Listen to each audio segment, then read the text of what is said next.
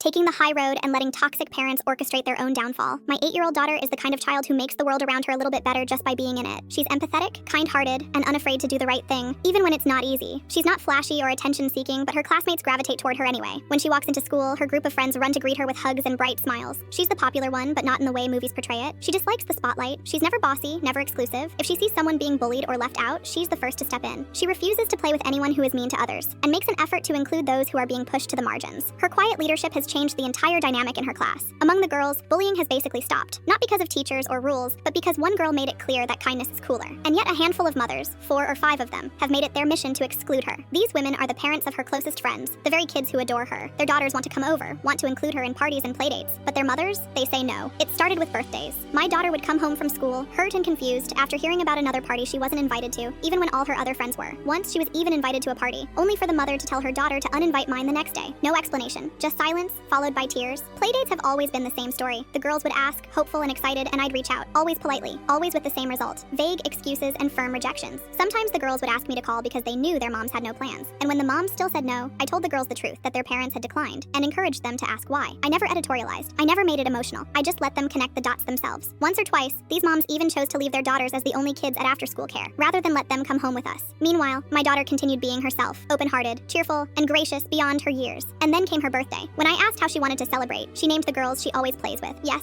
the daughters of the very women who exclude her, and she asked to go to the popular indoor playground in town, the fancy one every kid talks about but not every parent says yes to. It was her one big request. So I texted the moms and asked about a casual playdate that weekend. I didn't mention it was for her birthday. I didn't say where we were going. I just asked if their daughters were free to hang out. Every single one of them declined, except my friend's daughter, the one who has stood by mine through it all. Once I had all the no responses, I sent a polite follow-up. Oh, what a shame. We were going to the indoor playground. Your daughter seemed really excited and didn't mention any plans. She must have forgotten. Almost immediately, one of them tried to backtrack. I heard through my daughter and the grapevine that the others weren't so lucky. Their daughters were furious, full-on tantrums at home, screaming, crying, demanding to know why they couldn't go. And now, the cracks are showing. My daughter tells me her friends are beginning to ask questions. They're not buying the vague excuses anymore. They're seeing the pattern for themselves. And with every exclusion, their resentment grows. In 2 or 3 years, these girls will be old enough to make their own decisions. They'll have phones, they'll arrange their own plans, they won't need permission slips to be kind to someone. And when that happens, I'll be right here, just like I've always been. Our door will be open, snacks will be waiting,